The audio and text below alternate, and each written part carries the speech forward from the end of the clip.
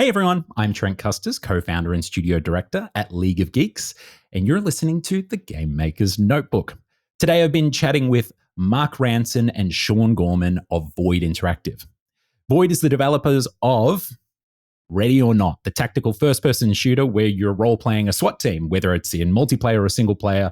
You're taught to fear every door, which we talk about a ton. But of course, we talk about how they got into games. We talk about their path through these two, AAA, and then eventually landing at Void. And when we get to Void, we talk about stuff like I said, that fear every door, how tension is a guiding light through their design, through their art direction.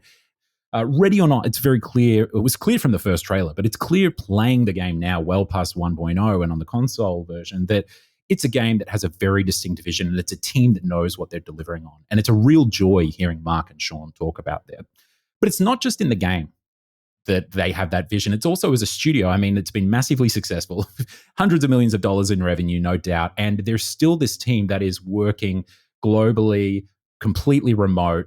It's clear that they understand and know who they are and how they want to work. And so it's almost like this quintessential AA studio at the time when everyone's talking about that and how they're utilizing their culture and the strength. They talk about things like recruitment and management and leadership and autonomy and trust and all these ways that they're able to execute, not just on the vision for their game, but the vision for their studio in the face of such astronomical success. Whether you're a designer or an art director and you're in the trenches working with your team, you're a studio head thinking about, or wanting to see how other studios are deploying their team and their vision more effectively, or whether you're just a Rainbow Six Vegas sicko like me who's super excited for another SWAT sim, this is an episode for you. So without further ado, here's Mark Ranson, art director, and Sean Gorman, lead designer of Ready or Not.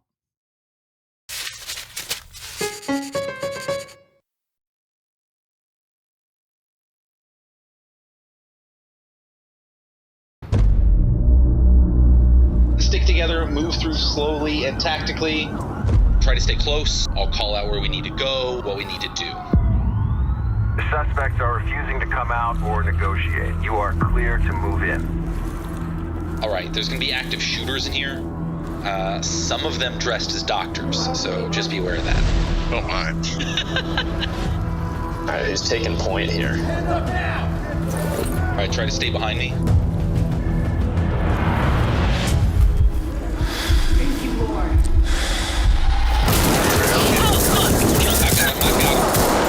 Suspect down. All right, report that body. Report any weapons you've dropped. Be careful here. These guys are going to move around and try to surprise us. So this is like some Ted Kaczynski shit. All right, we've got a door down here, then another door up here. It's got like 3 bottom floor, 2 top floor. Jesus. I don't see anything linked to the door. Oh, there's a grenade. Another one at this door, another one at this door. Wait. Shit. I'm leading. Fuck. Oh shit, he's got a hostage. I have a shot. Wait. Don't shoot. Relax. I have a clean shot. I'm taking. Don't shoot. We need him alive.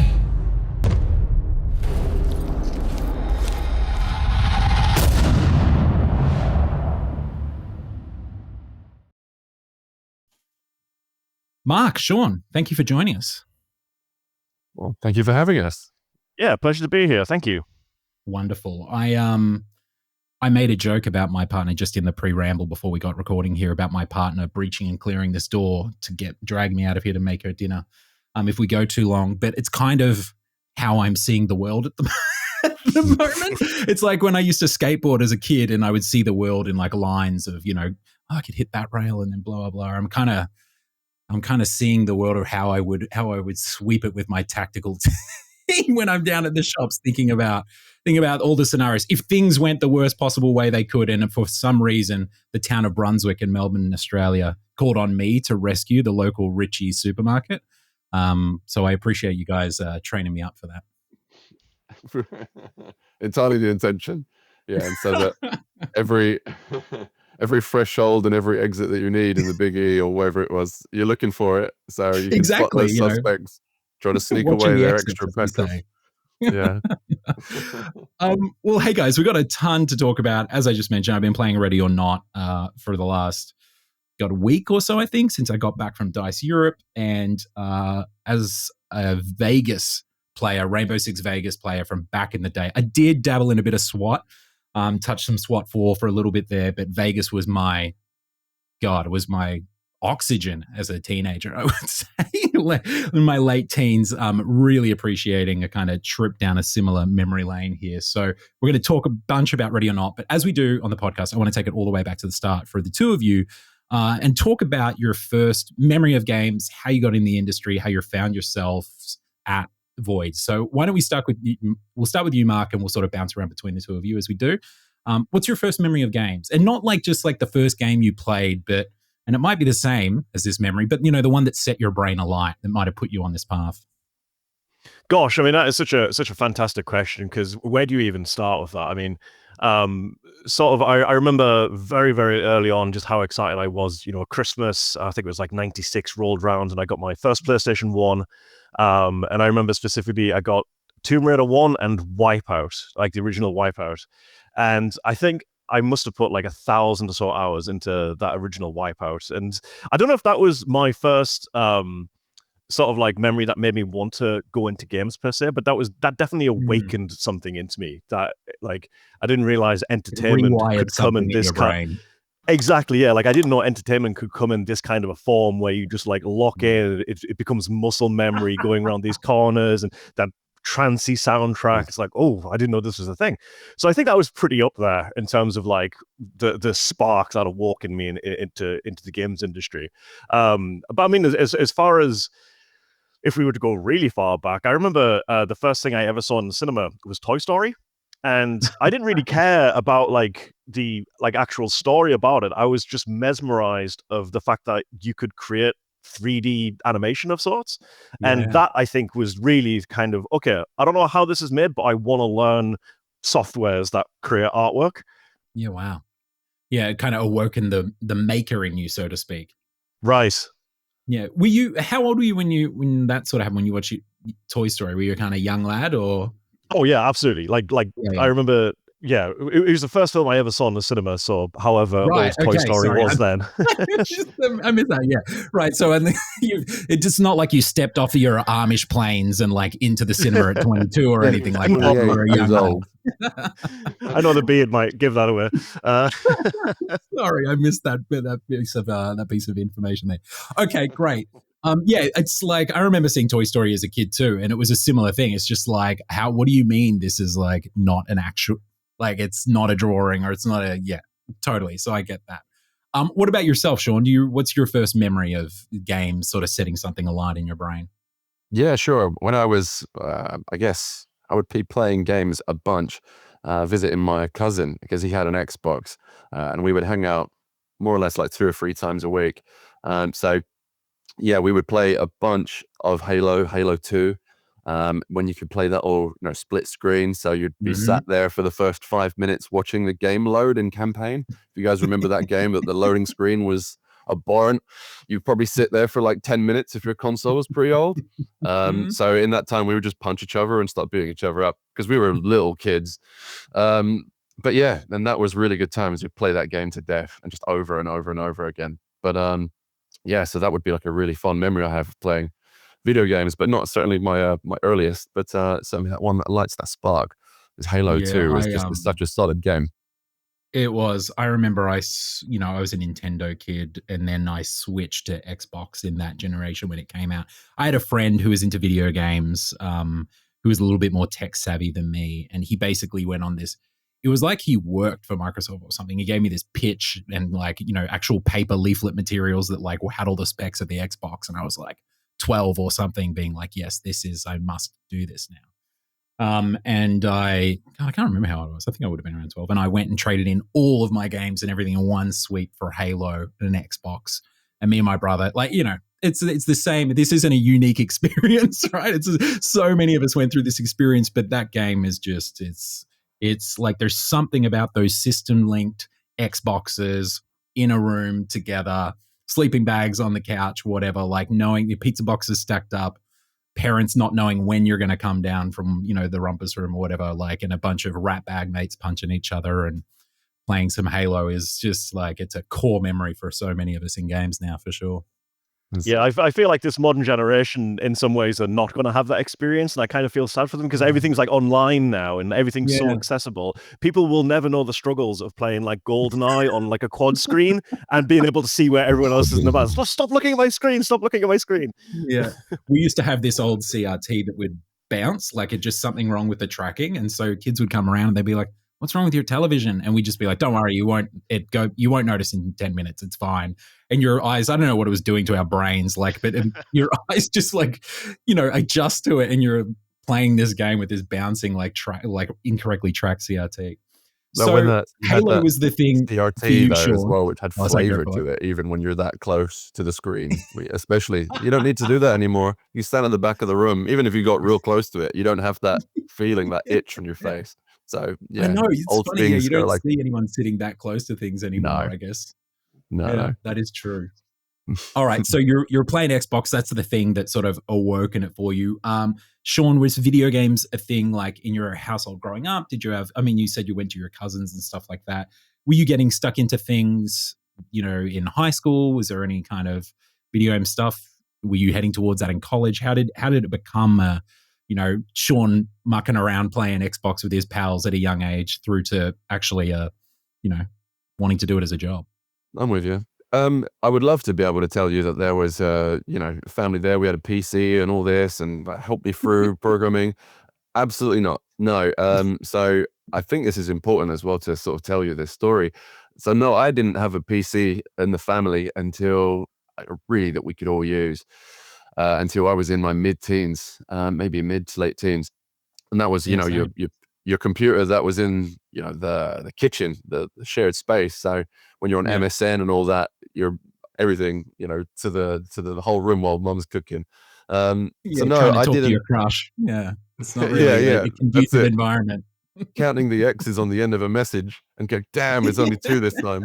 But no, I didn't have really a house where that was all promoted. In fact, it was certainly looked down as you're a bit of a loser. And in fact, if I don't get the chance to play games upstairs, which I did, because I was very fortunate enough to have a mum and dad who had hooked out some money over Christmas to get me an Xbox, which is awesome.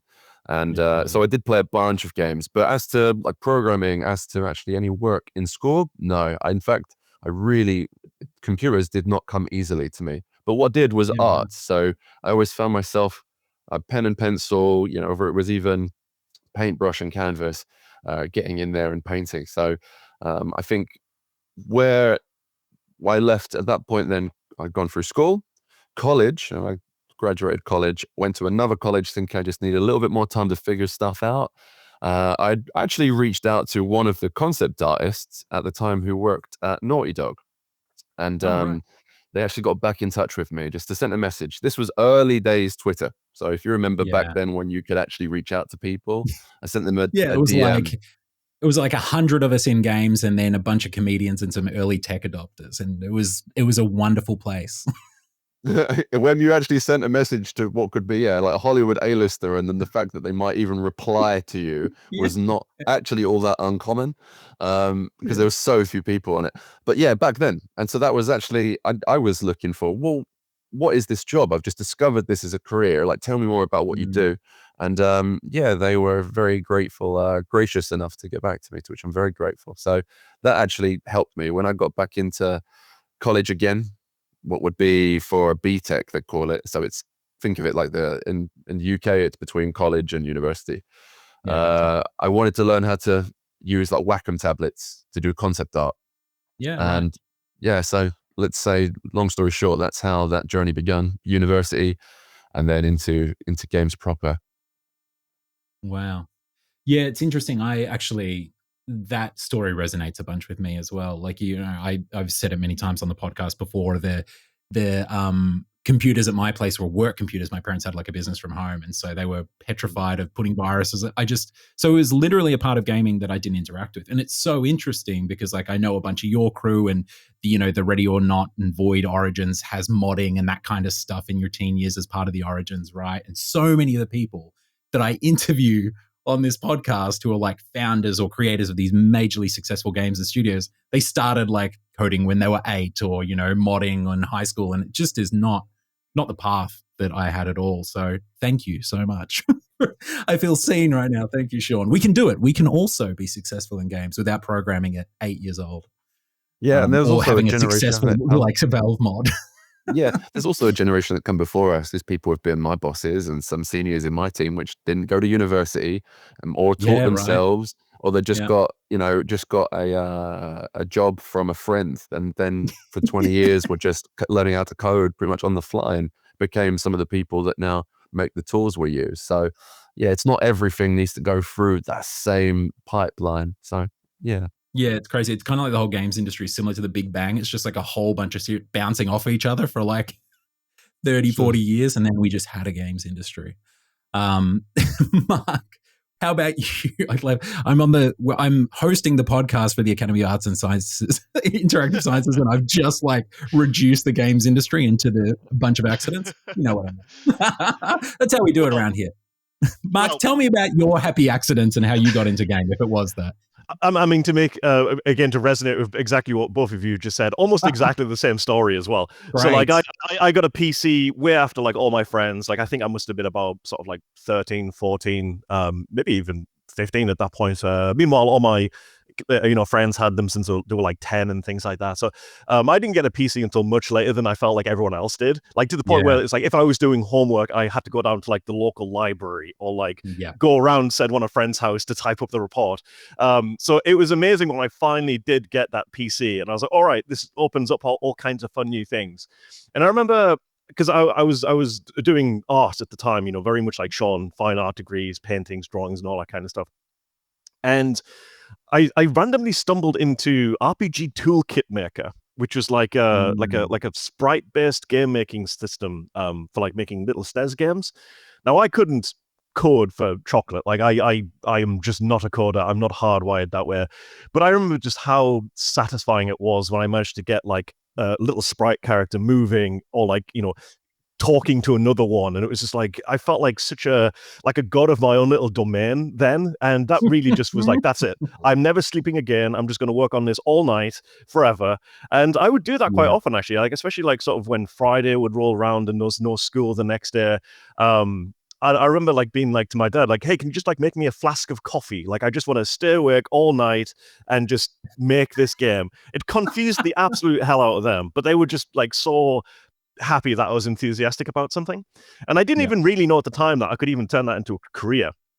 So I went through college, I did my fine art degree, and I was applying to universities, and I ended up at the University of Hertfordshire doing like an animation degree. Again, mostly because I didn't think games were a thing. It just never occurred to me that I could go into that as a career. So I did animation and rendering for a while. Made some films, did some arch-viz, that kind of stuff. And then I graduated and just fell straight into the games industry. I didn't realize like how much of those skills were transferable and especially if you've got like the art background, at that point, you're just kind of like working with the limitations of how games are made. Of course. So that was fun. Yeah. And I went from sort of like making films which have like, half an hour of frame to render straight into like a Wii game. And it was like, oh, wow, like that is a crazy difference in thinking about how to make things. Yeah. I remember when I first started in games and, we're working on platforms like the 3DS or the DS and stuff like that. And then there'd be the Xbox SKU of the same game being made in the building, and watching how the artists like would break something down into the DS model with like, 40 tries or something like that is just crazy. It's such a beautiful skill, that kind of efficiency and application to the craft. It's really cool. And so, Sean, tell me about how you come. So you're in college now. You're doing some stuff. I mean, you've come out of college or you're heading into uni. Are you studying games in uni? Like, are you studying comp sci or art, and then tell us about how that then led to your kind of first gig in games. Yeah, sure. I guess also while in that second college there, so I've already got all of my A levels from the first. In that second college, I remember, you get that email. I start then having a sense of direction. I want to do this. I want to work in games. So what do I got to do to get there? So I started to apply to a bunch of different universities, saved up money from my part-time job to get myself a Cintiq, which was, that was huge. So I'd go home every evening and just learn the hell how to use this. And I remember my art teachers in that course telling me basically that I was cheating, that Photoshop and, using a graphics tablet, that's not real art. The kid at the back of the room who's covering himself in paint and taking pictures in the bath fully naked, he's going to go to Goldsmiths. But no, Sean's not going to go to university. He's not good enough. So I remember, because I did feel like as if this was new. It was looked down on. It was not seen as an art craft, at least in that college. So I didn't really take too much to that advice. So I left. I said, you know what? F it. I'm going to leave and I'm going to show you. So what I did, and that's a little bit about me anyways. If you tell me I'm not going to be able to do something, I'm going to show you in about a year how I did it, and then kind of go, So anyway, so is a great motivator, isn't it? Back then when you're 18, yeah. So but it was, because I remember getting a proper talking down to. So no, and I eventually got my way into university. Really not thinking I would even want to go to it even a year prior. So I'm glad I made that decision, because I got not just what was an opening for a games art degree at De Montfort University, which is in Leicester. Was very close to going to the same university as Mark. Actually, it was between the two. Oh, really? Wow. Yeah. And so went to the university. Inside of a year, I'd met my now wife. So that's also a huge boon from the same visit. Bonus. That's it. And then, inside of 18 months, had my first job while I was at university. So I started working pretty much while at uni. So you can see, I'm a pretty young guy, but I've been doing this for now coming up on 10 years. So and that was my route from then college through to university. To get into that first job, though, it went from working in jobs at architectural visualization in London, going even to Munich, working at BMW for a stint. I saw that. Cool. And then into video games. The first company was for a company called Bulkhead Interactive in Derby, who gave me my first shot. So huge props to that.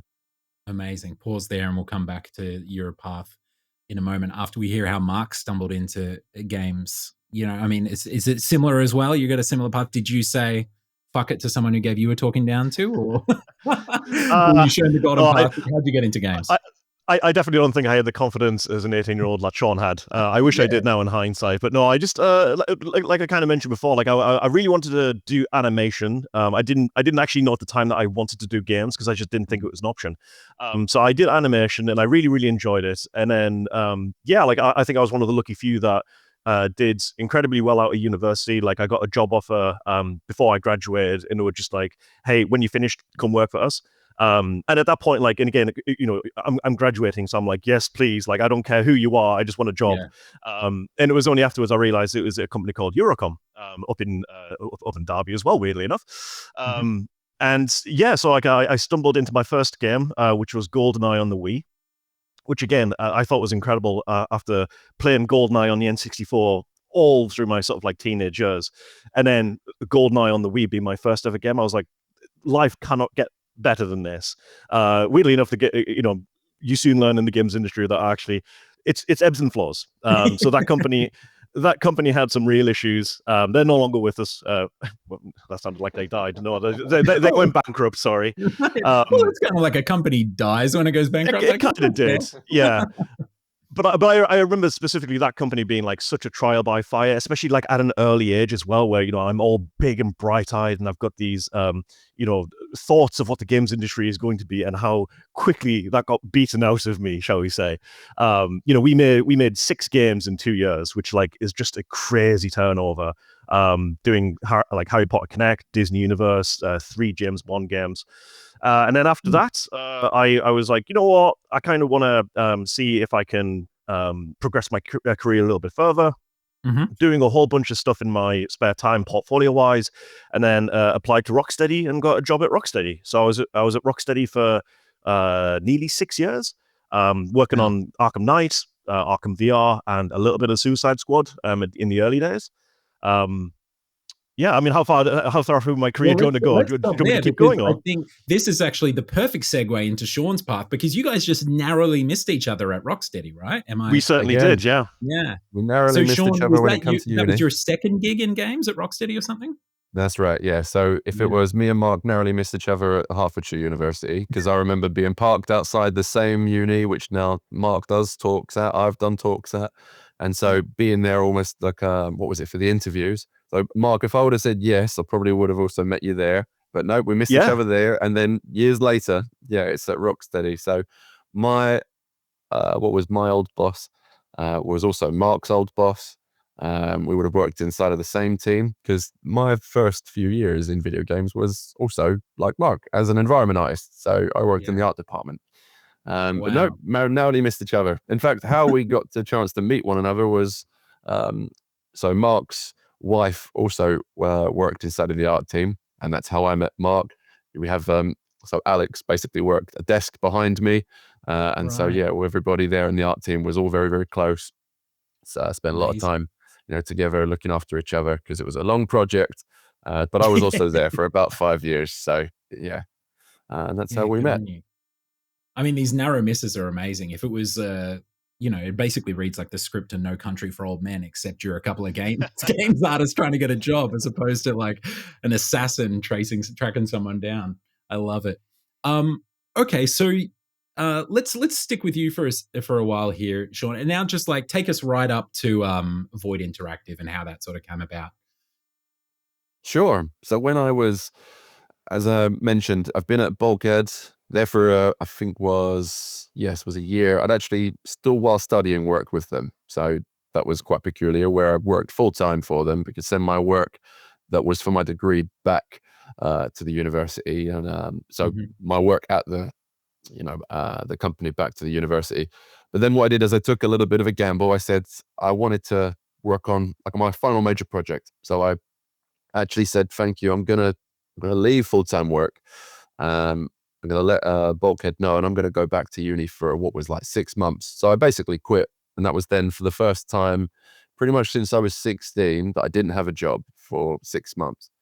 Every other week between 16 and then I was working. So this was balls to the wall. I worked unhealthily. I don't think it's even right. I'm going to tell people now what happened and how that was, but I can't recommend this.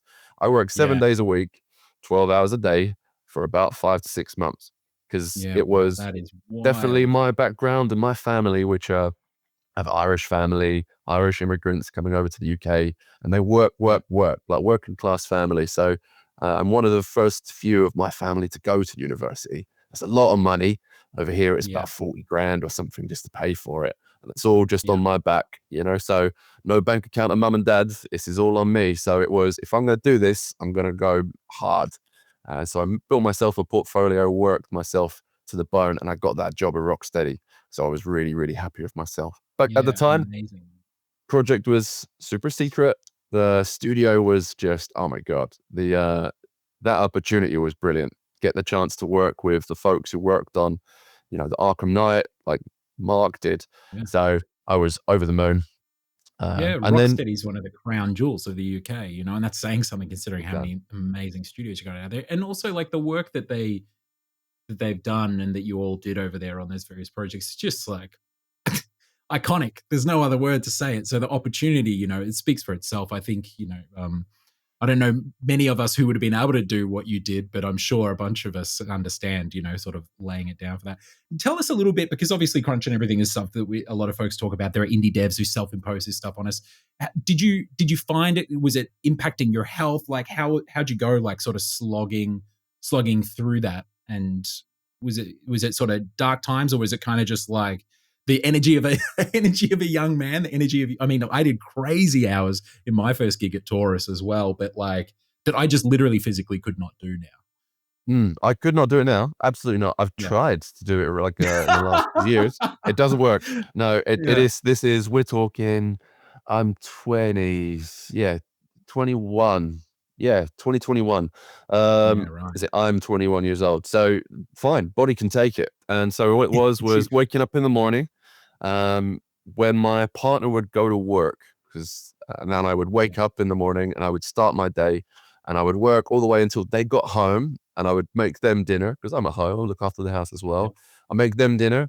We eat together. I go back to work and I continue all the way into the early hours of the morning again. And I go to bed around about the time when the sun is coming up, when I hear the birds. And that happened for 7 days a week, as I say, 5 months. That was really bad on my body. I remember starting work full time then, thinking, right, take a breath now because you've made it and work can begin. You don't need to work like that. It was kind of a bit naive, but no. Still, though, I didn't need to work 7 days a week. You're saying something when you enter the AAA games industry and you're like, finally a chance to relax. It's something about pretty much. You've been working. But that's the hardest as you said, ever, and that was insane. Yeah, right. Well, look, as you said, we don't recommend it, but it is, it is quite amazing what, some of us are able to achieve at that young age. And when there's, when you have a goal and a bit of determination, a ton of grit and, generations of Irishmen who've broken their backs before, so good on you. All right. So you're at Rocksteady. Yeah, no, of course not. You're at Rocksteady.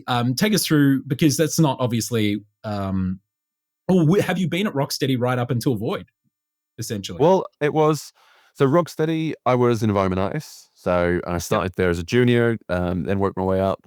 And then there was a point a couple of years in where I actually wanted to move into the design department. The level design team didn't exist at Rocksteady. It's just like a small design team that they had, where the environment artists did a lot of what was like level blockouts, basically. Designers did some of it. But the designers weren't trained in that way except one or two.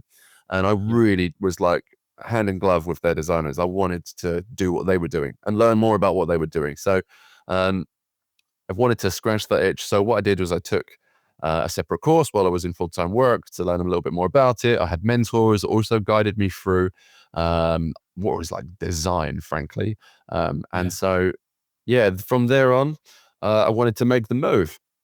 And then without getting into too much specifics, there was not a design opportunity at that company. So what I did was I had built myself another portfolio. I had an environment art portfolio. I've now built myself sort of a design portfolio off of my own back while in full-time work.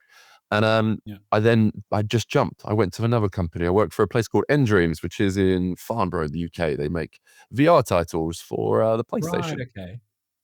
So worked there with a really great team.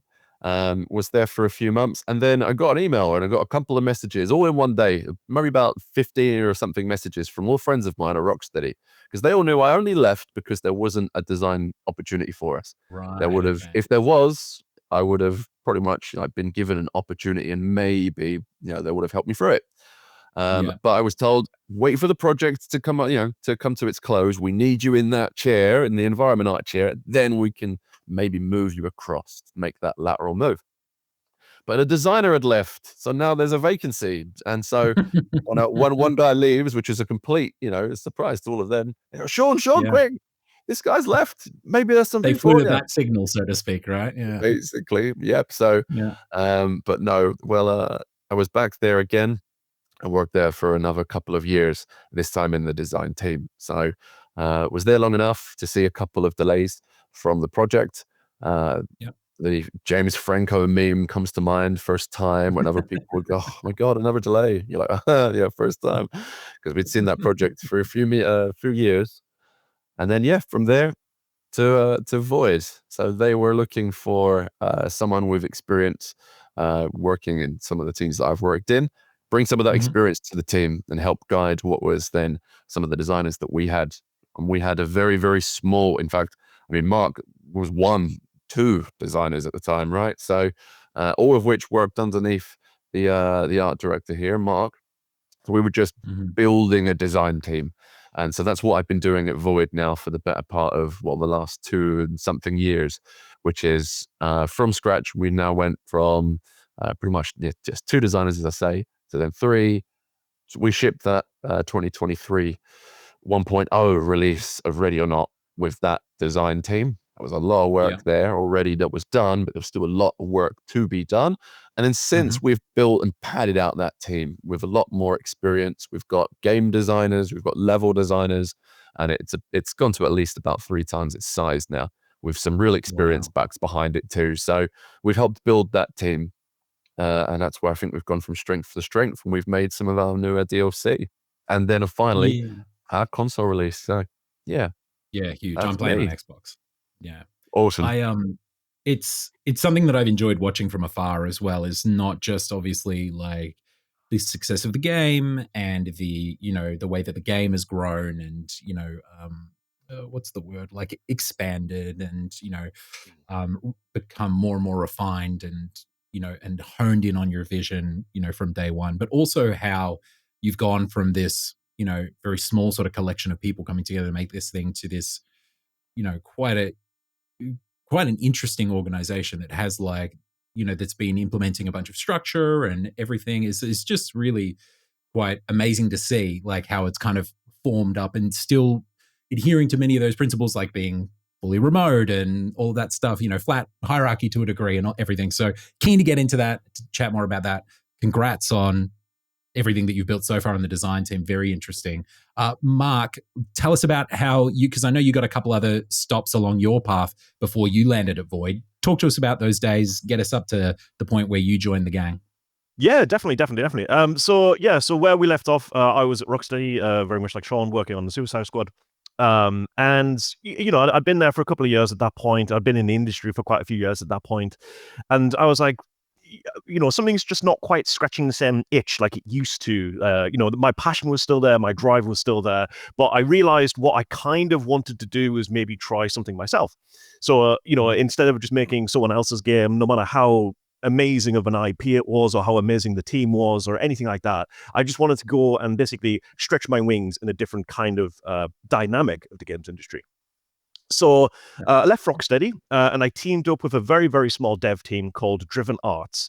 And I was working fully remote, basically with a team of, I think there was 4 or 5, two of which are very, very important key figures because they also now work at Void as well. In fact, one of them is the founder of Void Interactive.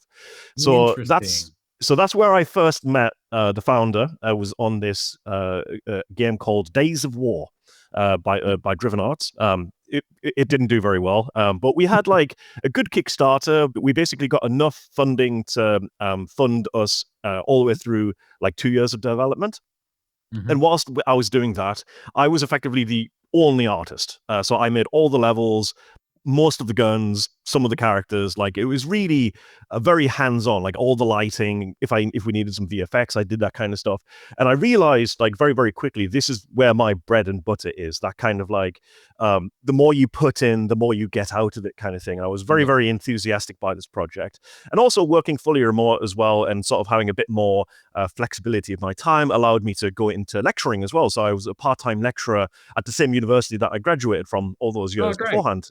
And I really liked that because I felt like I was coming back and then giving back to the students like a little bit of that sort of like I'm still learning as I'm going, but here's the mistakes that I made so you don't have to do it kind of thing. But also at the same time, do make your own mistakes because you'll learn a lot from it kind of thing.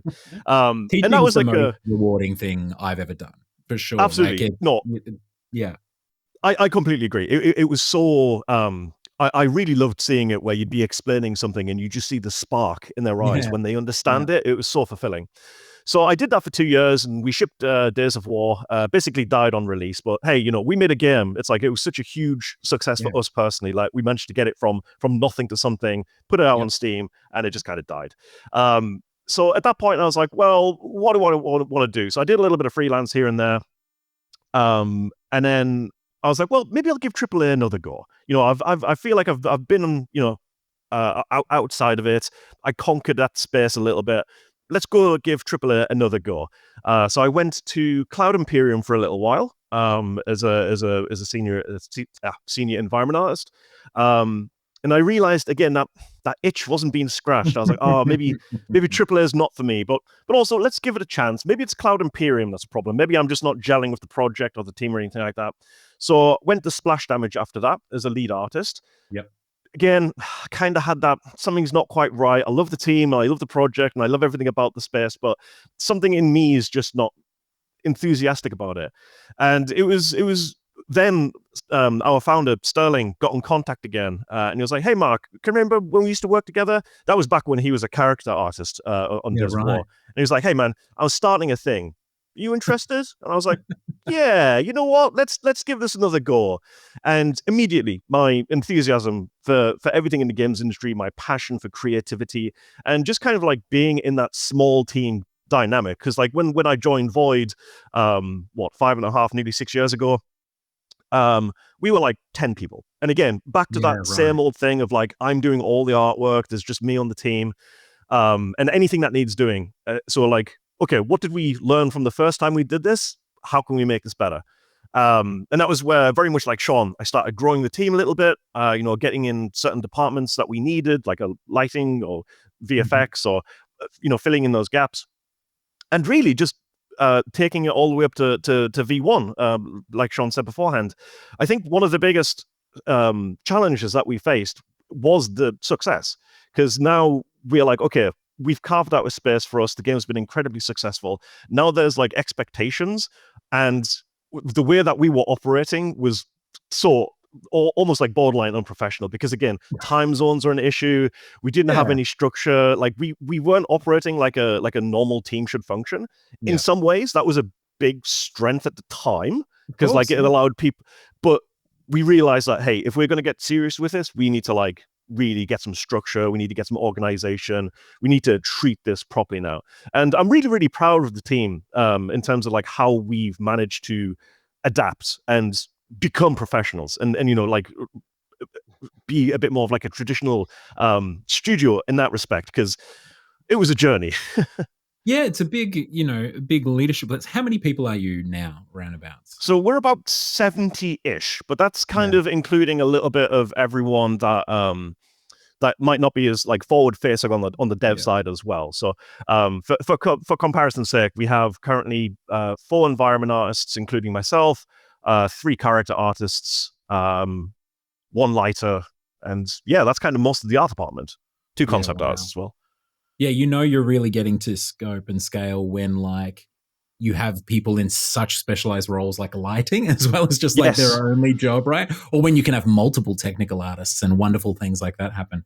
We were at Log at its peak was around 75 folks or whatever. And there's something really interesting that happens at that scale once you get beyond like the 50 mark, which is a lot of the kind of, I use the term loosely, but like what you would call the executives at the company then are becoming, or people in those senior leadership roles, becoming leads of leads. And that is a completely different style of leadership than if you're just like, the lead artist on something and you've got like 2 people or 3 people that report to you in this smaller structure or whatever. When you're actually having people that report to you that are having people report to them, it's a completely different ballgame, and it's that whole leadership journey almost resets, and you're kind of specking down a different tree. And so hats off to anyone that's kind of embarks on that, from going from that small scale. You guys have the privilege of being like a single game studio. Obviously, the other thing that's tricky for a lot of indie studios at scale is going to multiple games. I'm not recommending that at all. You're obviously onto a good thing, but like being able to focus on that one game, but still having, to implement this structure and everything. Because as you say, I'm keen to hear a bit, about this, Sean, because we were just talking about the way in which you can just throw yourself at something, right? The strengths of remote can also be its weaknesses, right? Like we've known it through, everyone was forced to go remote a number of years ago, obviously, with the great pandemic. And one of the first things we noticed was like our team checking in things at like 2 a.m. or whatever, and people coming and going. And you kind of need to actually implement things that you would have from the structure of being in a space anyway, to make sure that you've got checks and balances for looking after people. How's your studio been able to, you've got, like you said, you're 70-ish people all working fully remotely. Sean, how do you go about managing your design team and making sure that people are, looking after themselves and not falling into the follies of younger Sean, in the way that he might work? Yeah, there's a couple of places where I've been previously, like I've mentioned, where we had worked remotely, and there's a couple of like strategies or methods and practices that they had there, which I just borrowed what worked and tried to incorporate that here. So a couple of examples, because we are all over the planet. One was even just like a kind of drop-in that you could run regularly through the day. So by a drop-in, it's not you must be here and it is a sit-down meeting and neither of us are going to work. We're going to talk for 30 minutes. It's we're going to sit down while we're working and just we're going to hover, and while we're working, you can chat. If it was you've got a problem, you have a bug you need to fix, or you're not quite sure what the solution was to said problem. Someone else might have worked on that same problem before. Well, we're in the drop-in, take me through it, and it might also just be, how was your weekend? And that really does cover, or it tries to emulate what would be a office environment, because that would be the same conversation you'd be having with your colleagues when they are, shoulder to shoulder and desk next to desk. So we'd have that regularly. That would be one, but there was a couple of others too. So even if it was just simply, and it is nothing really to do with work, but just as an example, birthdays. If it's someone's birthday, you're calling that out and we're going to celebrate it together. So again, you don't feel like you're just a desk in an office on your own and you're seen. So, but there were many other practices at work that we would have from, the formal or to the informal, because it was all necessary. Because certainly what most people we find in our team miss, certainly in the design team misses, is company, frankly. We've got other solutions to how people can communicate better, or asynchronous meetings. You hear this word now all the time. But it's it's basically you are on your own 24/7. No, you got to find some remedy to that. And so we find ways to do so. Yeah, for sure. Mark, something interesting as well. Like, actually, you know what? Let's pause it right here for a moment, because I could just, I've got a ton of topics that I could just run off from on here. So let's actually stop, because this is the point in the podcast where I remember those listeners who may be game developers, games executives, or hobbyists that love the podcast that haven't played every game under the sun, even ones as successful as yours. So, Mark, maybe you can tell us here, or our listeners, give us the elevator pitch for what Ready or Not actually is, for folks who may not know what we've been talking about or the game that we've been referencing, never heard of it before. Lay it out for them. Absolutely, yeah. So Ready or Not is a quintessential tactical shooter where you take the role of a SWAT officer in our version of a city on the West Coast, similar to Los Angeles. Ours is Los Sueños. And it is up to you in some of the missions to basically go in, assess the situation, kick doors down, arrest bad guys, try not to get shot in the process. And really, the aim of the game is to not shoot people. Like, you are a law enforcement officer at the end of the day in some of the worst situations imaginable. And you've got to be incredibly tactical and really very patient with how you play this game. If you're just running into rooms, guns blazing, it's not gonna be good for you. It's not gonna be good for the game. It's not gonna be good for anyone. So really, this is the thinking man's shooter. Yeah, love it. And I will tell you as well, it took me about 6 missions to realize that I probably shouldn't be shooting everyone. Like, I knew it was an option and I knew that. But then when I was finally, the therapist had intervened for like the 12th time on like my crew and like sidelined them for extreme stress, I was like, maybe I should switch out to some less than lethal ammunition and see what I can get out of compliance from some perps. So yeah, it really is. And I mean, it really follows in the footsteps. So I'm keen to hear about this and dive into it, because it is the $1 million question for so many folks who ask. It really does follow in the footsteps of some giants like the SWAT series. I wasn't big on SWAT 4. I mean, like, I didn't spend a lot of time with SWAT 4. It ruled, but I didn't spend a lot of time with it. But I played the early ones, especially SWAT 2 to death. And then obviously the Rainbow Six Vegas series is just like, I actually hate Siege, Rainbow Six Siege, only because Rainbow Six Siege means that there will not be a Rainbow Six Vegas again. It's like, as soon as the success of that happened, I was like, oh, okay, cat's out of the bag now. Well, they're not going back to Vegas for us. So thank you for picking up that baton there. But talk to me a little bit about how much those predecessors actually influenced the design. Maybe we'll start with you, Sean, because obviously you're coming on and designing the game. There's obviously been a ton of work there done already, but like leading up to the V1.0 and everything. Like, talk to me about how much those strong, what other people would see as strong influences, actually are influences, or how much you're trying to carve out your own space here. Yeah, sure. Because you're right to name a few. You'd even go so far as to bring in a couple of other genres, because this is Mark was perfectly right in all the things he'd mentioned there.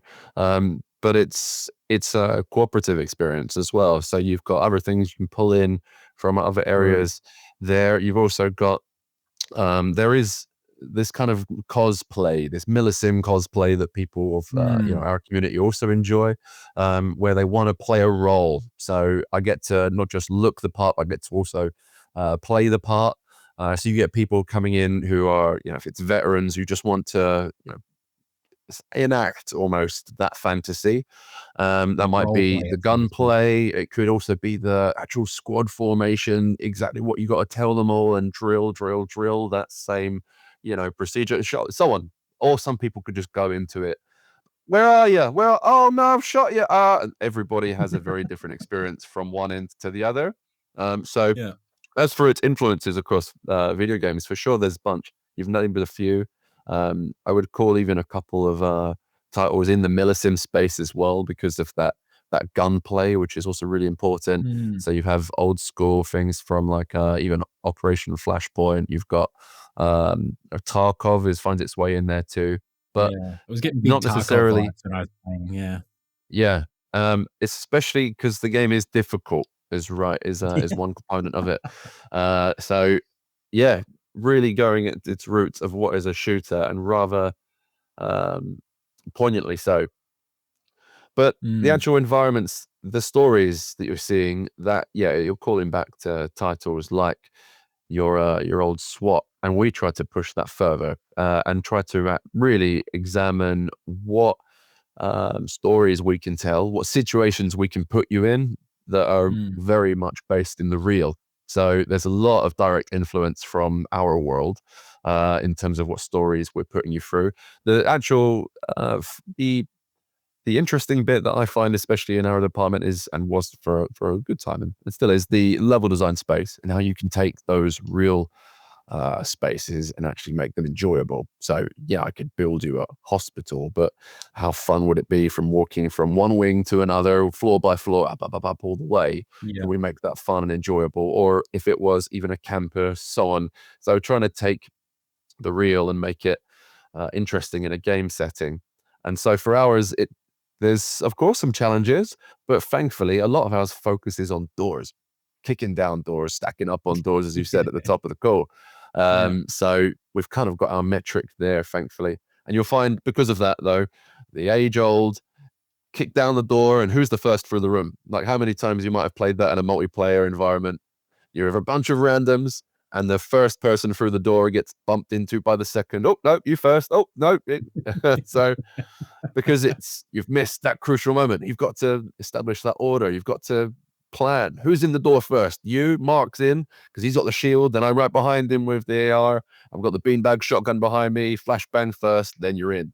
All of that's really, really important. So we have also, then when I say about the real, talks about level design, but it's all in terms of the experience we're trying to craft. We listen very closely to a lot of consultants. We have people who are in the forces themselves, whether it's special forces, people who are in SWAT units, who are SWAT commanders, and we have a channel in Slack, and we used to be in our socials as well, that we would engage with regularly to get their perspective. So all of that directly influences what we make. It really does. And building upon that as well, if you don't mind for a second, as well, because this is where me and Sean work very, very closely together. Is obviously from the design side, everything that Sean has said, like super critical and like very, very informative to the player. What I then do after that is I take everything that like Sean's built up in that kind of space, and that's where we start going, right, what do we want the player to feel in this moment? And Sean mentioned like a good example there of like stacking up on the door. And, after talking with all the SWAT officers and looking at all the references, like Heat is a real big experience, influence to us, the movie Heat, sorry. And just that tense, that kind of like, right, you're on a door. Okay, guys, are we ready? And you can almost like feel the tension in the air, as light flickering or whatever the case would be. And like Sean said, we take that reel and we add 20-30% of like our ready or not spice on top of it to really build up that kind of like tense atmosphere. So, all right, we're ready, guys. Okay. And then it could either go amazingly or it could go horribly wrong. And it's that split second, just as you're about to breach the door, of what I really want to make the player feel is just that tense, unsettling, what's going to happen sort of thing.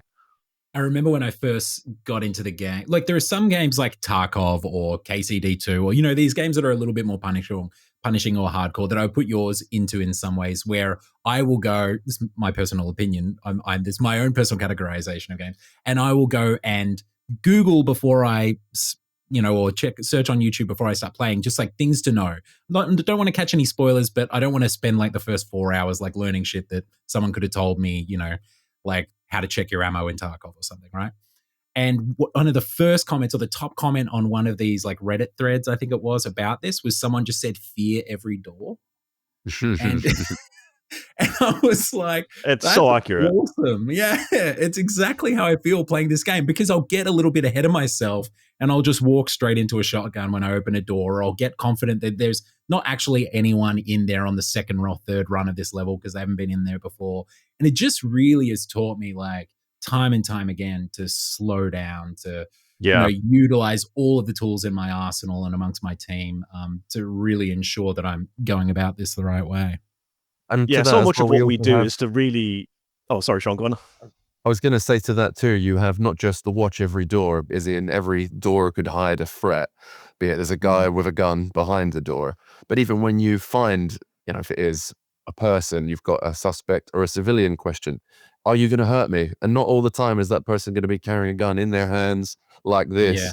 It might very well be in their back pocket you can't see. So when you get close to them, they've got their hands up as if to say, I'm no threat, and then quick, they might try to switch one up on you. So that's the same experience that you'll have as a police officer, or even a SWAT officer in these kinds of environments. In those situations, they're not always going to present themselves as threat nearly immediately, because it's very easy to deal with that threat.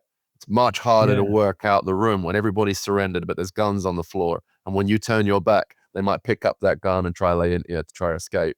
So those moments, that ambiguity is not just then about reading your environment, but reading the characters in the scene too, and trying to study their behavior, see what they're going to do.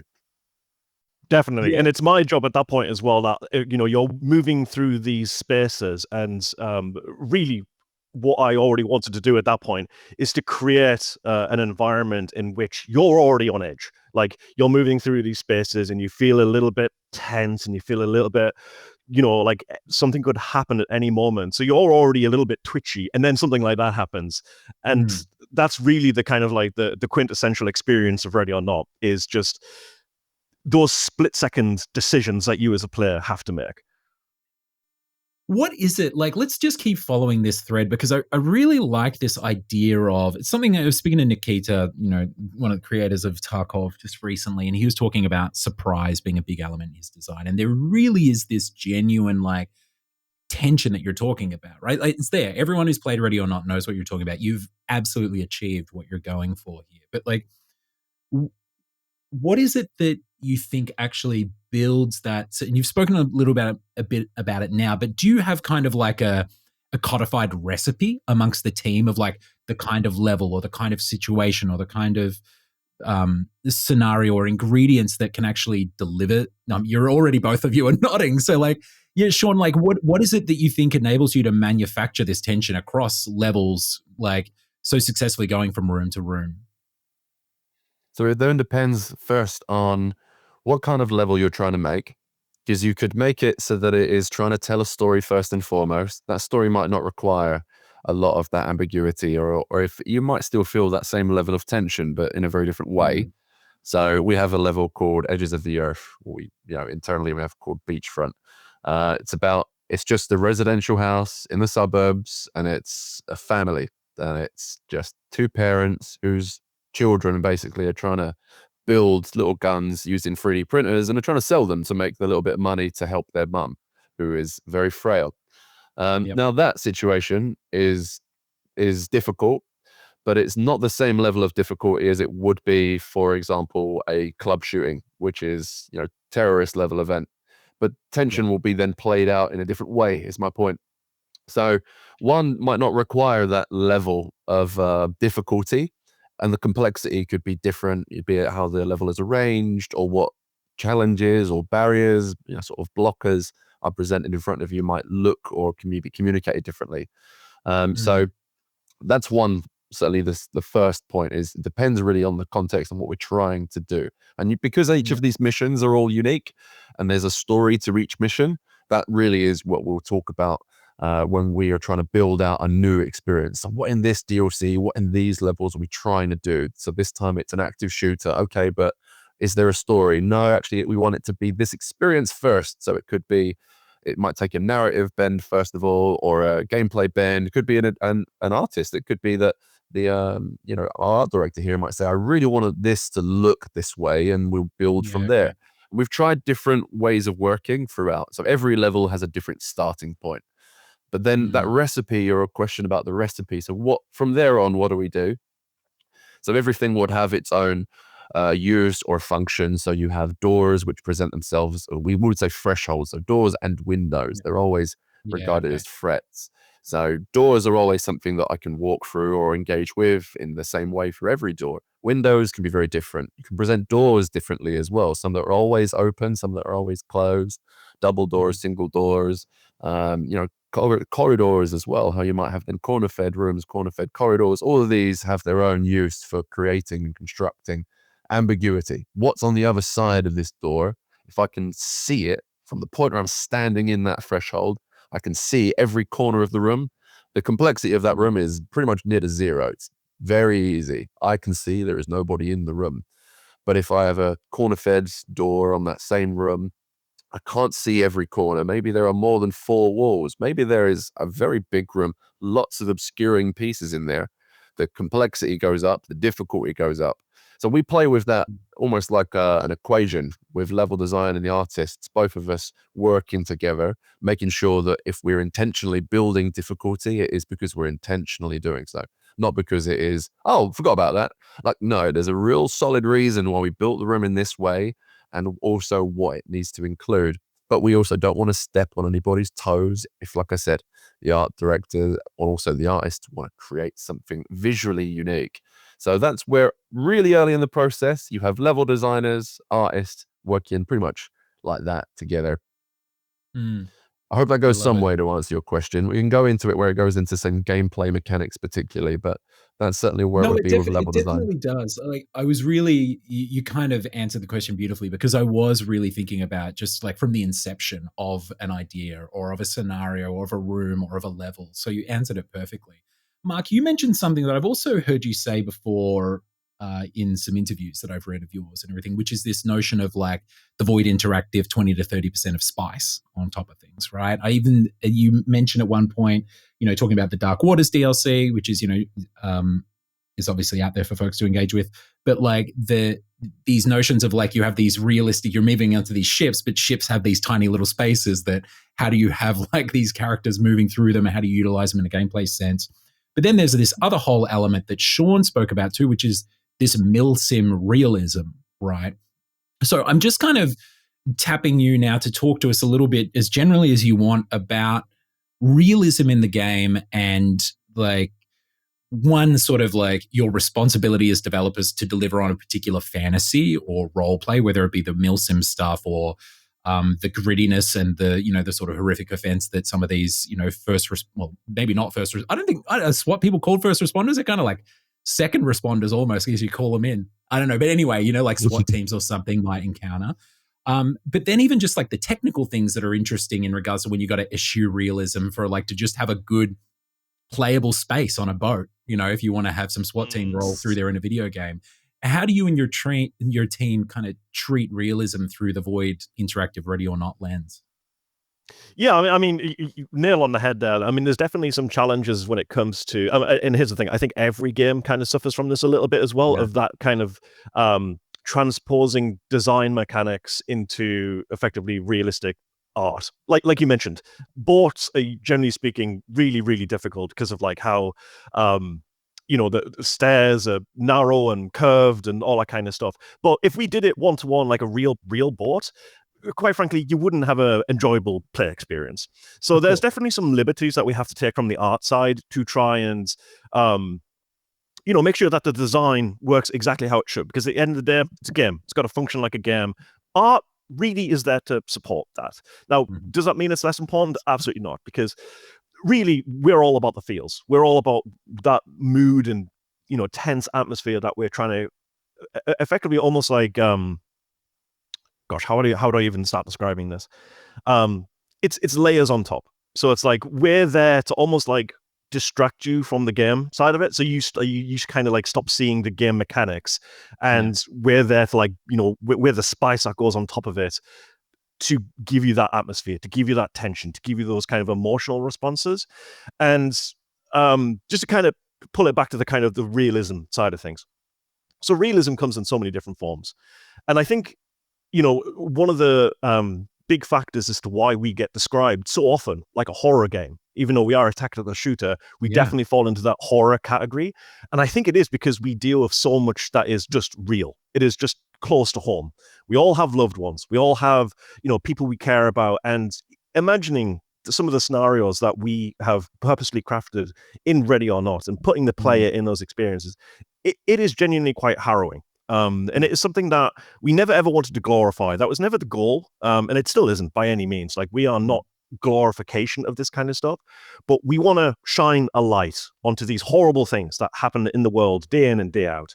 And I think it's just like we deal with some really horrible stuff. And sorry, Sean, do you want to build on that? I'm kind of like struggling for words here a little bit. You mean on the realism side? I mean, the scenarios, you're right. The horror aspect too, but it's like where you mentioned about Tarkov there too, Trent, you say about that surprise. We have also ambiguity in that sense too. So I keep returning to that word too, because we think of it, the best description I had then of tension I've heard was from Tarantino, talking about a scene from like Inglourious Basterds. I think he talks about it like taffy. Starts pulling the experience apart. And to the point where he can't pull it anymore, and he might go maybe another 10% to test it. And then when it snaps, there needs to be a big explosion. And like a Tarantino film, there's gore, there's also relief from the audience. We did it, we're here now. So that also can be described like, if it would be for a thriller, it could be described like horror. So I think we fall as like really not into either of those categories too. We do tell those stories which really pull on that tension for the story, but also in the experience, like you described earlier, Trent, from when you're stacking up on a door, not sure what's on the other side of it. Even if it was in a very, everything's white, all grayscale, boxed in, you still feel tension. That's the same feeling. It's because, well, what's on the other side? I don't know. I need to answer that question. But let's first stack up, plan. You slow down the experience. The way you talk might now be very structured. You're planning everything out to the death. And then just like the old adage, it's the plan might, be perfect, but as soon as it fails, as soon as it meets the enemy, and then it's whether or not you can execute.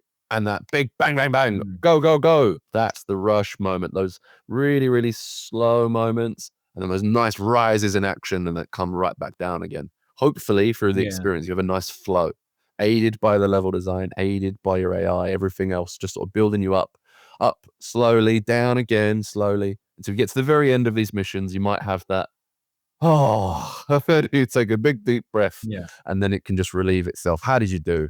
So we do that throughout, and we would try to plan that to answer your original question as well. Try to plan that, but it needs to pay quite close attention to the nature and the context of the situation too.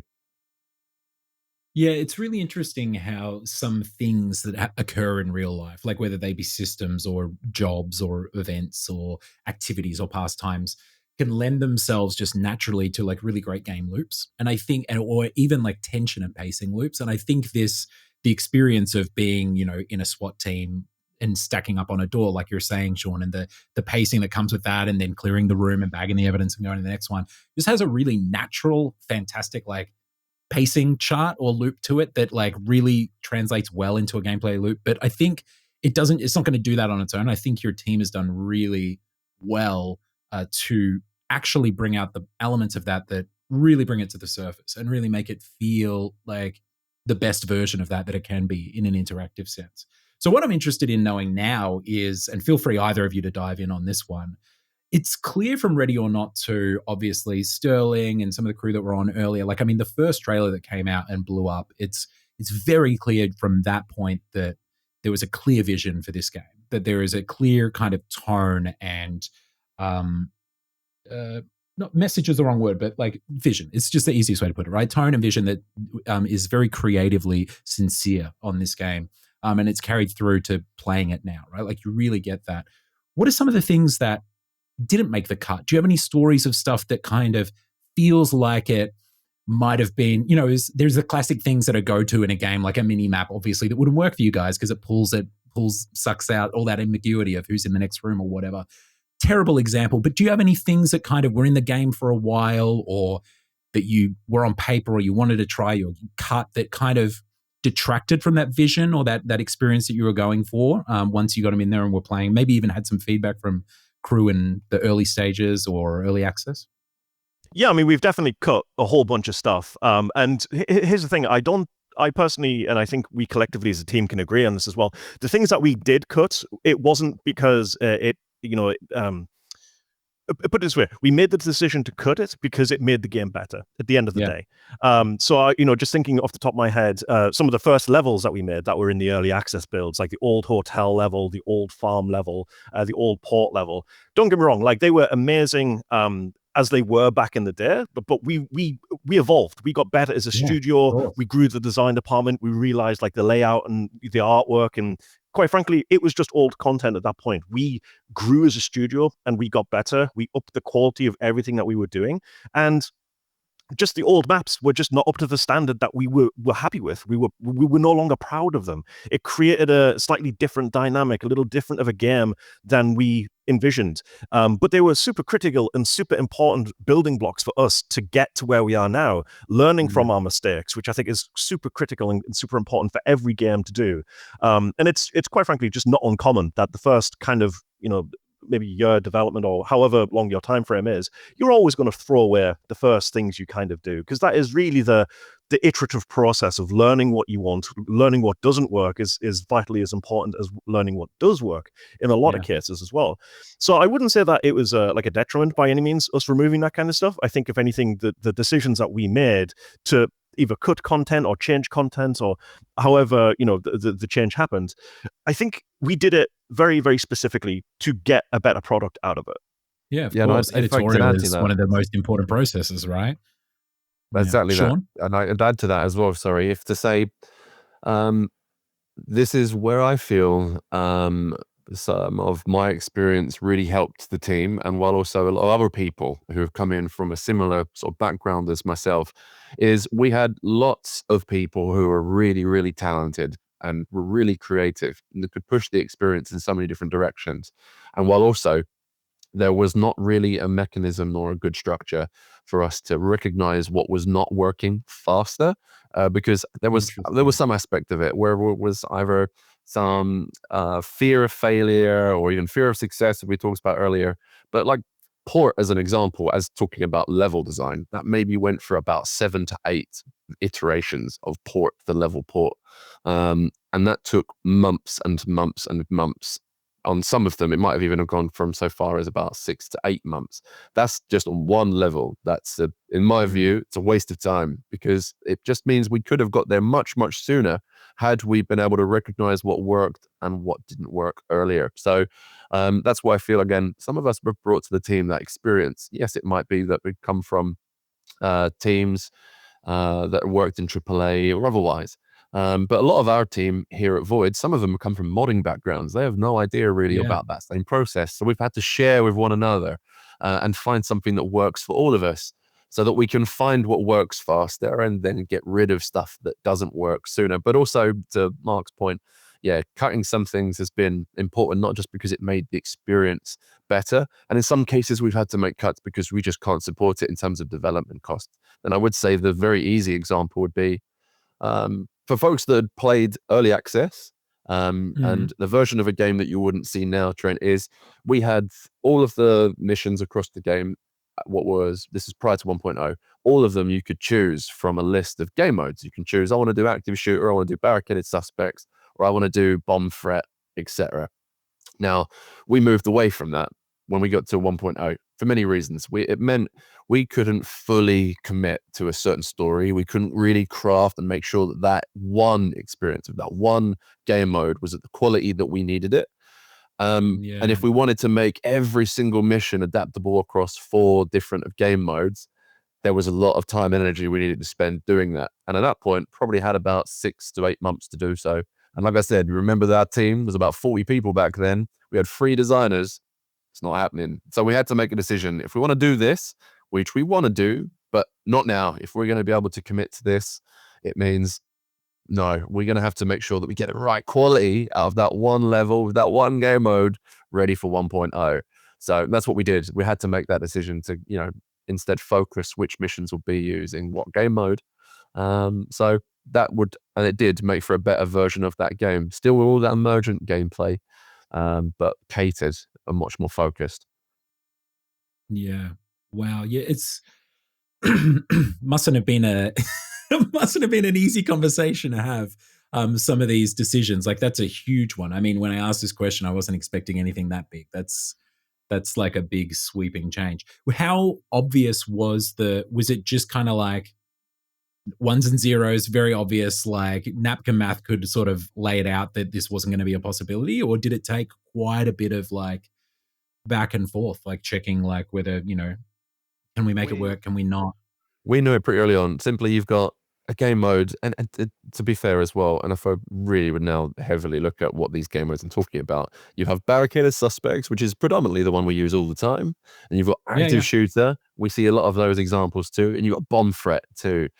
So bomb threat, typical, it's go find that bomb, disarm it. Active shooter, there is a suspect in the scene hunting down civilians. Stop them. So bring the focus to you. They act very differently, those suspects. Barricaded suspects, though, is just our bread and butter. There was a hostage rescue game mode, and frankly, it was indistinguishable from barricaded suspects. Yeah, I was going to say, yeah. So fourth, basically, it's like, come on, we can condense that. Let's just take some things that worked there, pull it over to barricaded suspects. So that one gets moved. Then you've got what was raid, and that's pretty much heavy investment on suspects and very few civilians, and it is just guns. And then again, we took some of the feeling of, I know what players were looking for in that experience. We tried to take that into some missions, so it felt like you were in a raid. Literally, you've got more suspects to deal with. So we've done that across so many missions, and then we've even done that in a more recent DLC. Kind of brought that back. You've got like 20 plus suspects and 1 civilian for like a raid game mode. But those two, that's really the two I'm talking about. So it's not like we ripped entire experiences out of the game, which were like hugely fundamental. No, we just focused them. So you've got pulling raid and what was hostage rescue and those lessons and what worked into the others, so that now we've got a real focus on the 3. So that was hard for sure. Like, it meant that we're going to just have to make a compromise, but it did mean that the quality went up. So we've got some really strong, feature work on those 3 game modes. So our active shooters we're pretty happy with, the same again for our barricaded suspects. Yeah, I heard Sterling say in an interview recently that, like you may not be an indie-sized company anymore, but there's still the realities of like, we can't do this thing because we have a console launch coming up and that person needs to go on holidays. And like, it's still human people making a video game. You only have a certain amount of bandwidth, even with 70 people and however many, tens of millions of dollars in the bank account. You just can't make things happen, which kind of is a perfect segue into my next curiosity here, Mark. You've been around at the company for almost 6 years or something now. You've seen it grow from 10 people to 70 plus. You also have been there prior to, like even the early access release. So you've also seen the sharp spike in cash rolling into the company and everything as well. How does a company kind of keep its head? And I mean, we even have a potential in any other scenario could be a clashing of cultures of like the indie scrappy modding crew who started this thing off coming together, and then the AAA invaders like you and Sean, coming in wanting to like chuck process on everything. Tell me how you do keep the spirit of the company and do make those decisions about what's right for your culture and what's right for the production of the company and for maturing as a studio, and any challenges that you've come through or like little bolts of wisdom that you've seen Void Interactive go through. Absolutely, and what a fantastic question that is as well, if I must say. And you are absolutely bang on right. It has been a real challenge, like thinking back of where we were when we first started.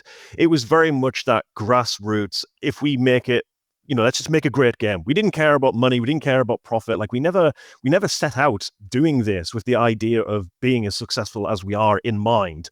And that's why I mentioned earlier that I think really the success of the game was honestly, our biggest challenge that we had, because like you said, it had to change. Now, has that changed us as developers in terms of how we approach making this?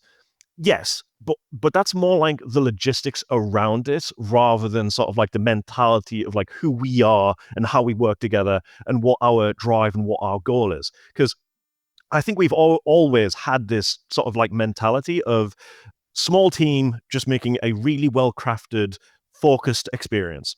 And that really is our kind of bread and butter. We never wanted to grow into like a 500, 600 man studio and take down Battlefield or anything like that. Like that's not our goal. And it's just not what we want. Like we want to make essentially the games that we wanted to play. That was really the origin of kind of what Ready or Not came from was, hey, no one's making these games. We love Vegas and SWAT and all these other games that you mentioned. No one's making them. Well, hell, we might as well do it ourselves then. And, it really came from that passion of certain individuals, like you said, from the modding community and, people who just wanted to make the game. Now, with that, of course, with all the passion in the world, tends to come a lack of structure. Yeah. Hey, wouldn't it be cool if we did this? Oh yeah, wouldn't it be cool if we did that as well? And before you know it, you've got a list as long as your arm, and no one's planned anything, no one's scoped anything. People are throwing stuff in that's causing breakages and conflicting with this, and no one's talking and things like that. So it took a certain amount of effort from sort of like the higher leadership team, like myself and Sean and other people, to really corral everything in to make it a bit more focused. We never wanted to crush the passion from the people. Absolutely not. It's more about, right, what can we do and how is it achievable? And then focusing it. So instead of trying to do everything, bringing it down into a much more contained thing. Again, I love how passionate our team is, but it really does, every now and then, it's hard to say no sometimes because everyone's just like, oh, it would be so cool if we did this. And it's like, I know, but we can't. Yeah. And, we've been making this for going on 7 years effectively. A lot of people maybe who aren't necessarily on the game dev side facing things, a lot of people don't realize that when you've accumulated sort of like 7 years of tech debt, it's really hard to just like start like you're just piling bricks on top of bricks and bricks and bricks and bricks. Yeah. So it's a challenge. Yeah, it's a challenge. Yeah. We've got quite the design philosophy as well that I think really helps to tackle some of that too. And I mean, so when I say that, it's inside of our department because we find the game designers we've got, level designers we have, they're not just creatively very, they're looking for all sorts of ways to push the boundaries of the experience. But also, technically, they're very adept too.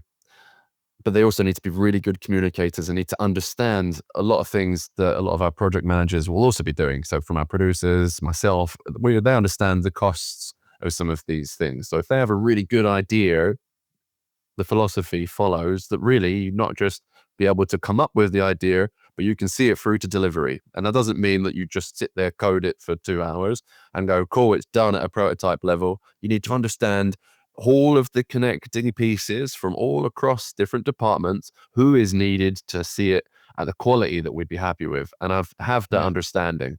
So I would say all of the designers across that team, we've made sure that they understand who works with them and what is required of those teams to get them to the finish line.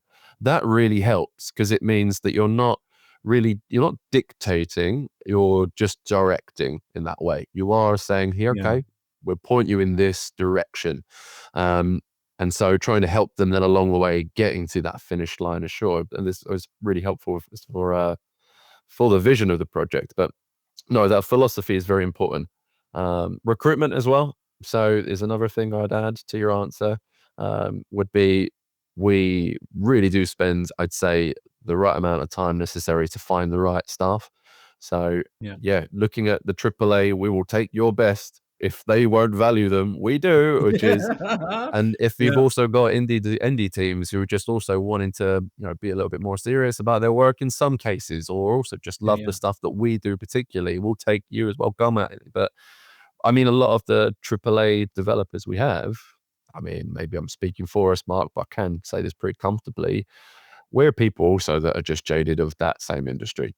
And we've learned a lot of bad from that space. We are not here in this space to take over and to now start to apply what went wrong there. Here, we identified what went wrong. Maybe it was out of our control then, but it is now something that we can actually rectify here. We will not repeat those steps.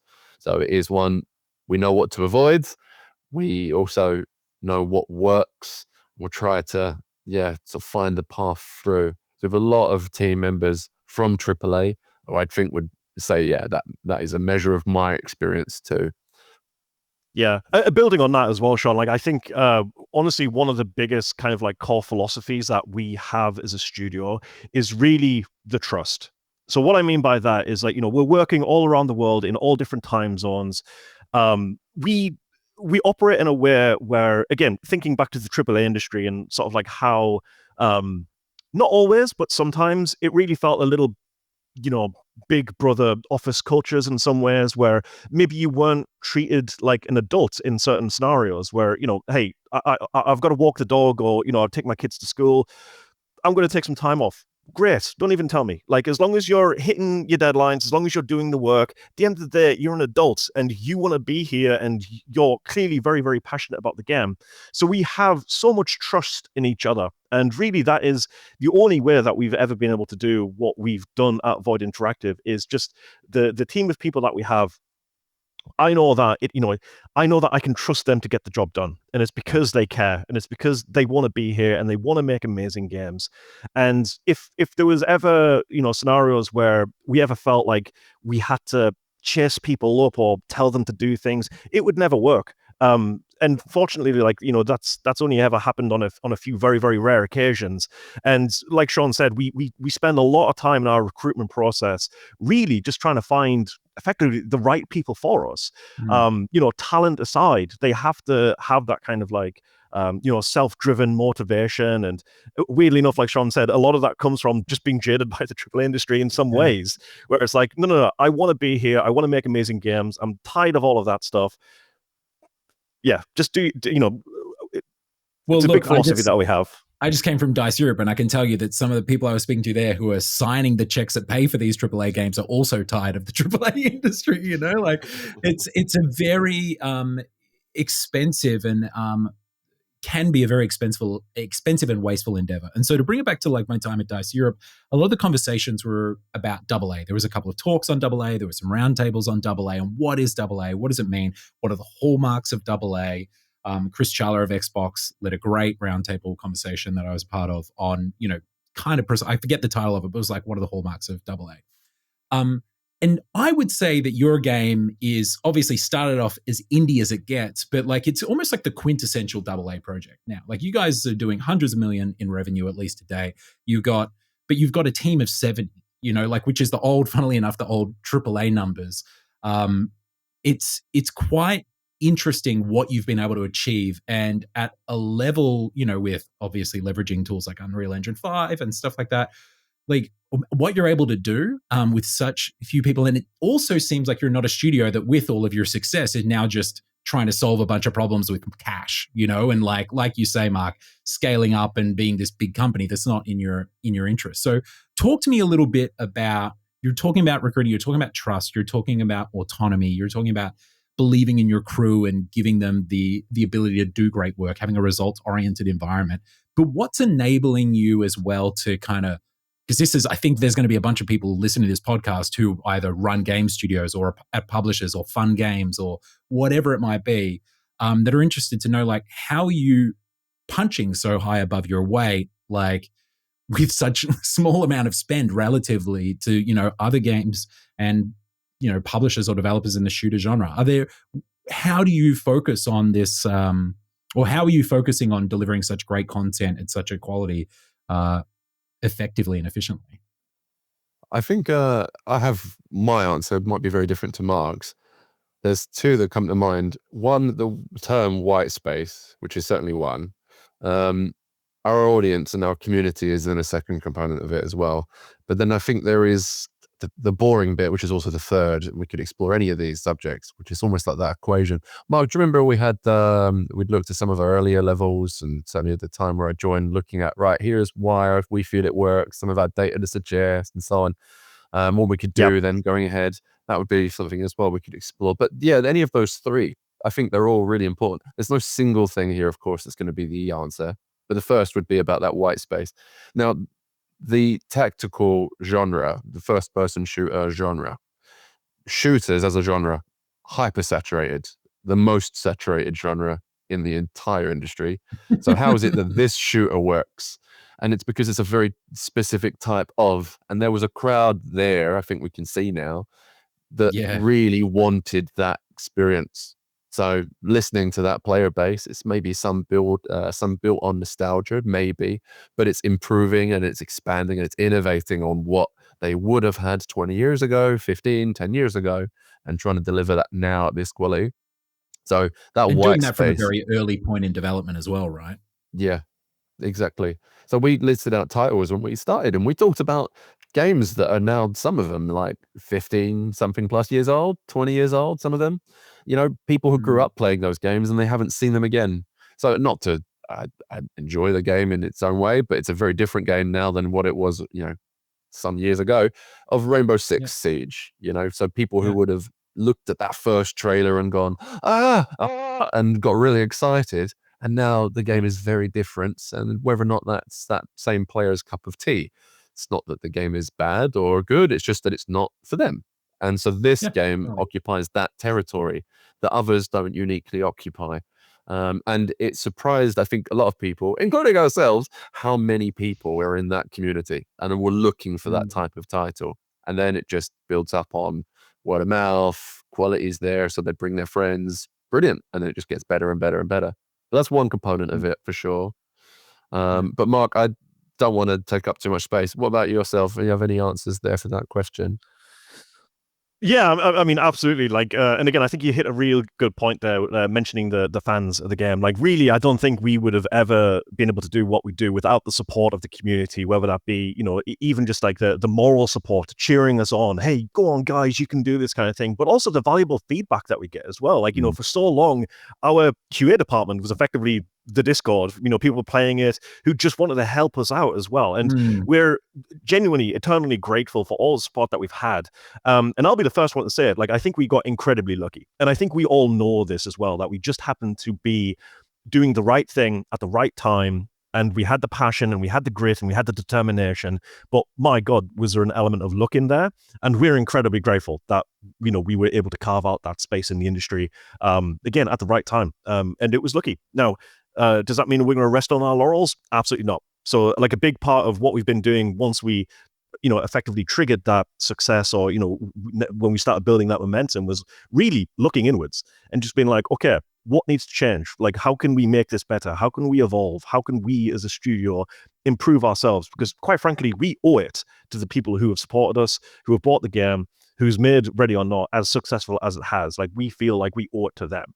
So a big part of, I feel like, where our success has come from is just that drive to be better, to make a game that no one is making, or at least, shall we say, make the game that we want to make because no one else is making it.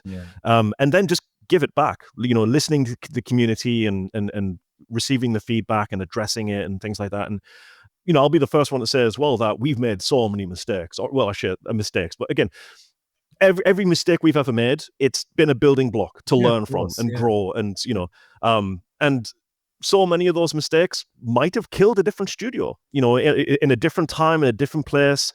These things happen all the time in the games industry. So I feel incredibly lucky and privileged that we've managed to make it as far as we have. I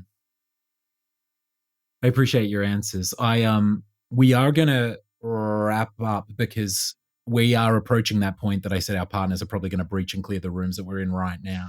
But there is just one final question that I want to go out on. Now, as I mentioned to you guys, this isn't the Hot Scoops podcast. We're not trying to get fantastic takes or the breaking news on what's coming next for Void Interactive. But what I would love to hear from the two of you is just kind of what you're thinking about at the moment as you apply yourselves to your work. Like what is kind of on your horizon? Like whether it be something in the way that you're leading your teams, a way that you're applying your craft, something that's happening in the industry, a problem or something that you're wrestling with.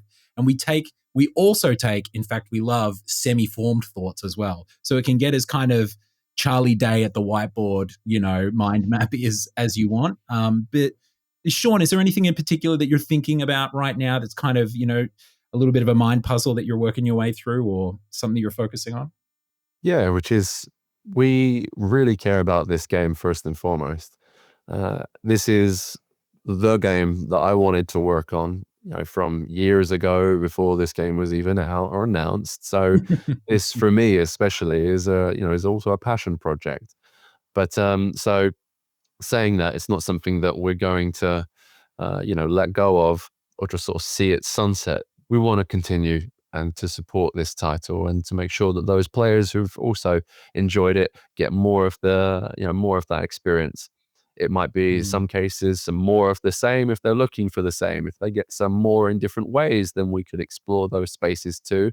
So it's also trying to work out what is fun for the players, what's right for the experience. So that could be the context, the scenarios.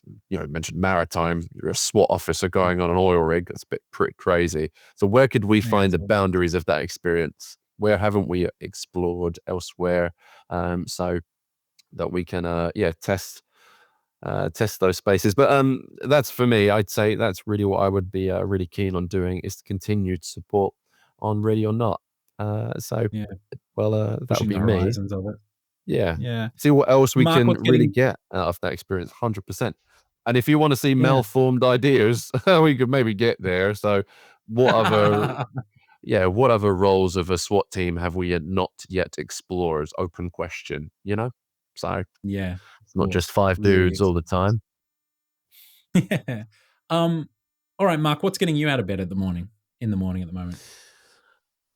Weirdly enough, that question, well, not a question, but a statement you mentioned earlier is actually circling in my brain, which is you mentioned sort of like where we sit in the games industry itself, and you mentioned AA. And I was thinking back sort of like when I first started the industry in effectively a AA capacity working at Eurocom. And, during the 2010s and 12s, that was a perfectly viable option for a career.